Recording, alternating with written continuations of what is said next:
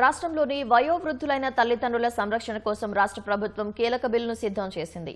తెలంగాణ ఉద్యోగుల జవాబుదారీతనం పర్యవేక్షణ బిల్ 2026ను ఇవాళ అసెంబ్లీలో ప్రవేశపెట్టనుంది.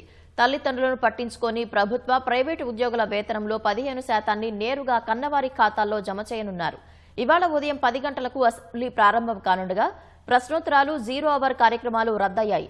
సింగరేణి కోలరీస్ కంపెనీ 2023-24, 2024-25 ఆర్థిక సంవత్సరాల వార్షిక నివేదికలను ఉప ముఖ్యమంత్రి భట్టి విక్రమార్క సభ ముందు ఉంచుతారు. పంచాయతీరాజ్ చట్ట సవరణ బిల్లును మంత్రి సీతక్క సభలో ప్రవేశపెట్టనున్నారు. గ్రామ పంచాయతీ ఎన్నికల ఓటర్ల జాబితాలో ఎప్పటికప్పుడు మార్పులు చేర్పులు లేకుండా బిల్ పెట్టనున్నారు. సీఈసీ ప్రచురించే తుది జాబితాను ప్రామాణికంగా తీసుకుని పంచాయతీ ఓటర్లను ఖరారు చేయనుంది. ఉప ముఖ్యమంత్రి భట్టి విక్రమార్క, మంత్రులు శ్రీధర్బాబు, పొంగులేటి శ్రీనివాసరెడ్డి, పొన్నం ప్రభాకర్, సీతక్క తమ శాఖలకు సంబంధించిన పద్దులపై చర్చకు సమాధానాలివ్వనున్నారు.